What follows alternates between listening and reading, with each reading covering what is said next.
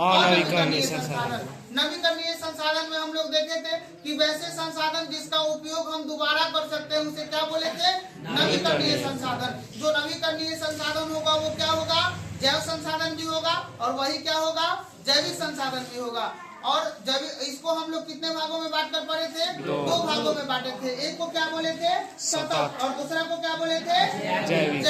जैविक बोले थे ना। यानी सतत यानी कि जो लंबे समय तक दीर्घकालीन चलने वाला प्रक्रिया होता है उसे क्या कहा जाता है? सतत। जैविक क्या होता है? जो सजीव होता है उसे हम क्या कहते हैं? जैविक संसाधन बोले जाते हैं। आगे हम लोग क्या पढ़े थे? उसके बाद पढ़े थे अनवीकरणीय संसाधन। अनवीकरणीय संसाधन में क्या हम लोग देखे थे कि अनवीकरणीय संसाधन वैसे संसाधन होते हैं जिसका पुनः चक्रण नहीं किया जा सकता है, जिसका दोबारा हम लोग क्या नहीं कर सकते हैं, उसे क्या कहते हैं? अनवीकरणीय संसाधन। अनवीकरणीय संसाधन को हम लोग कितने भागों में बांट कर पढ़े थे? पहला कौन सा था? पुनः चक्रीय। और दूसरा क्या था? अचक्रीय। पुनः चक्रीय में जैसे हम बताए थे धातु, क्या बताए थे? धातु। धातु कैसा संसाधन हो गया?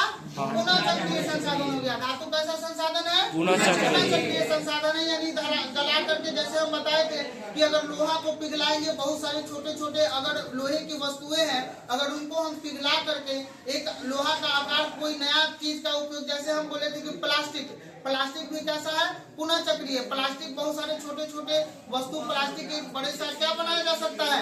ड्रम बनाया जा सकता है। तो इसको हम क्या बोलेंगे? पुनः चक्रीय। दूसरा क्या बोले थे? अचक्रीय। क्या बोले थे? अचक्रीय। अचक्रीय में क्या बोले थे? जिसका रिसाइकल नहीं हो सकता है वो क्या हो जाएगा?